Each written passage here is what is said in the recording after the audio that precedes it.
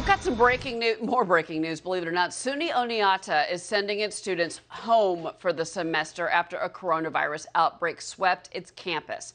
389 positive cases of the deadly virus since the start of the semester, which just started 11 days ago. Now, this is a wake-up call to colleges and universities across the country.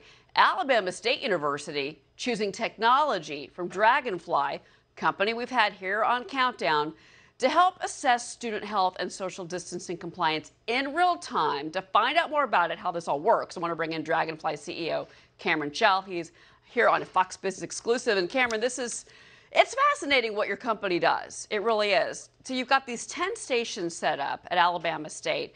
Explain what each does and how this works with students. Sure. Thanks for having me back again. Draganfly is the oldest operating drone manufacturer in North America. We trade DFLYF as our symbol, and we really appreciate being here. We originally developed the technology to work on drones, but where we've really seen traction is in fixed-base cameras and even in on cell phones for telemedicine.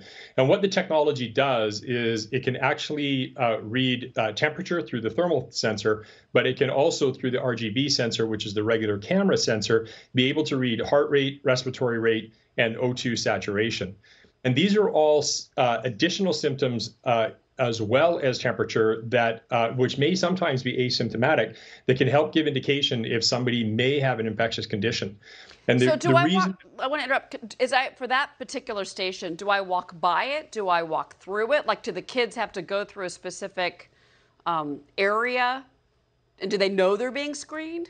Yeah, so for that particular rig, yes, absolutely, people know that they're being screened, and it's voluntary. That particular rig, you can't be without knowing and without consent. Okay. You can't be giving your temperature or your heart rate or your respiratory rate. So you would walk up to it, you face it directly. It can be manned or unmanned, depending on the use case scenario. If people are walking into a stadium or a tightly controlled area where you really need to manage the health measurements, then you would have it manned and make sure that every person goes through a process. Or you can have it as an unmanned situation where people can go up and do a self-assessment. Okay. Now, I know when you were doing drone work and drone scanning that there have been some privacy concerns. But at Alabama State, you're not collecting any data for the student. You're not collecting name or anything, right? There's no personalized data. Absolutely. There's no personalized data involved at all. It doesn't do any facial recognition. The technology was originally developed for two use cases, which was one in disaster relief areas, to be able to see if survivors on the ground are alive or how serious condition they're in, so you can triage appropriately.